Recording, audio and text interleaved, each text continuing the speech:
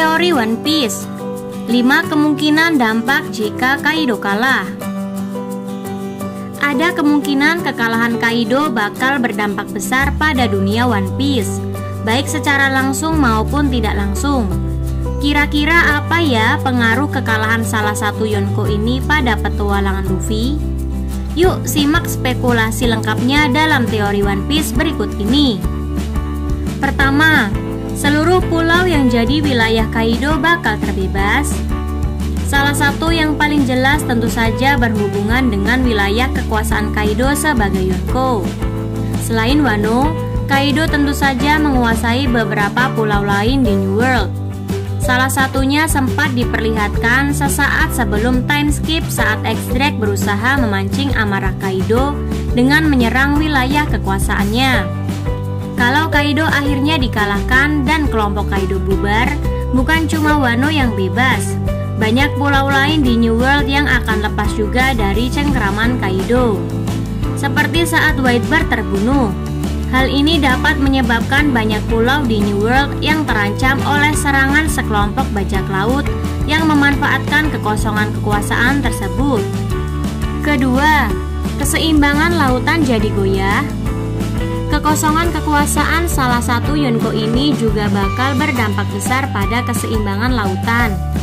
Di dunia One Piece, selama ini kita mengenal adanya 3 kekuatan besar yang menciptakan keseimbangan kekuasaan, yaitu Angkatan Laut, Shichibukai, dan Yonko.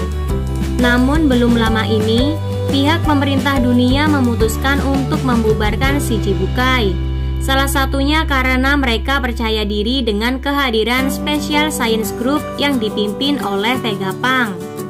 Kalau hilangnya Shichibukai ini nantinya ditambah juga dengan lenyapnya kekuasaan Yonko, bisa-bisa lautan New World kembali kacau karena keseimbangan yang dulunya terjaga jadi semakin goyah. Waktu Whitebird tewas saja, banyak pulau di New World yang diserang oleh bajak laut lain karena tak ada Whitebird yang melindunginya lagi. Sampai akhirnya wilayah tersebut diklaim oleh Blackbird sebagai wilayahnya.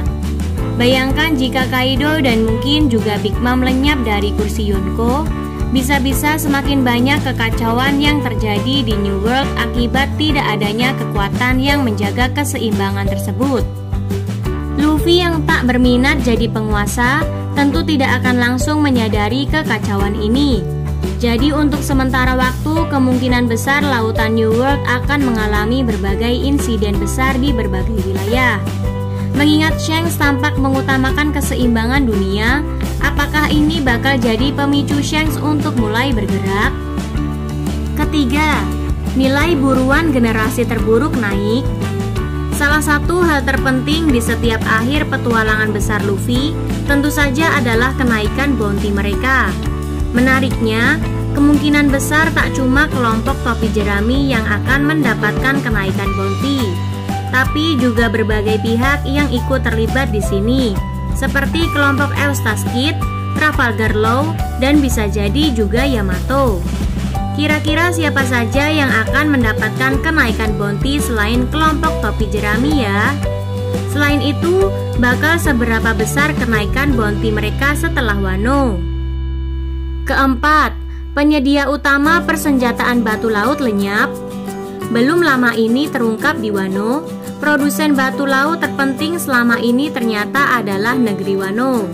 Kalau kalian lupa, Basil Hawkins dulu sempat mengatakan di One Piece 924 bahwa batu laut yang kini tersebar di seluruh dunia berasal dari Wano, dan hanya penduduk Wano yang sanggup mengolah batu laut. Transaksi pemerintah dunia dengan Orochi yang selama ini melalui Doflamingo kemungkinan besar juga termasuk perdagangan hasil olahan batu laut ini. Jadi tak heran jika Angkatan Laut memiliki berbagai variasi persenjataan batu laut. Sayangnya, begitu Kaido kalah dan negeri Wano terbebas, pemerintah dunia bakal kehilangan penyedia terbesar senjata dan batu laut mereka. Jadi tak heran, pemerintah dunia sempat memerintahkan Angkatan Laut untuk mencengkram Wano jika Kaido ditaklukkan. Berhubung hampir pasti upaya pemerintah dunia ini bakal gagal, besar kemungkinan kekuatan Angkatan Laut akan melemah. Yang kelima, pemerintah dunia bakal lebih gencar memburu Luffy. Apa yang dilakukan Luffy ini hampir pasti bakal membuatnya tidak lagi dianggap remeh oleh pemerintah dunia. Apalagi Gorosei tahu betul seperti apa potensi buah iblis milik Luffy yang sudah bangkit. Selain karena Luffy berhasil mengalahkan Kaido yang bisa dibilang adalah salah satu bajak laut terkuat di dunia saat ini, Luffy juga berhasil membangkitkan kemampuan buah iblis yang paling merepotkan di mata Gorosei. Potensi bahaya yang dimiliki Luffy saat ini tentu bakal sangat tinggi dibanding bajak laut lain. Bukan tak mungkin, bounty Luffy nanti bakal naik pesat dan melebihi Kaido saat ini. Berhubung bounty Kaido saat ini adalah bounty tertinggi di antara bajak laut yang masih hidup, ini berarti besar kemungkinan Luffy bakal jadi bajak laut yang paling diburu pemerintah dunia dengan nilai buruan tertinggi saat ini. Itu dia 5 dampak kekalahan Kaido yang mungkin terjadi di akhir Arc Wano. Kira-kira apa ada lagi pengaruh besar dari kemenangan Luffy terhadap dunia One Piece? Kalau kalian punya teori sendiri atau tanggapan yang berbeda, coba sampaikan di kolom komentar di bawah ini ya.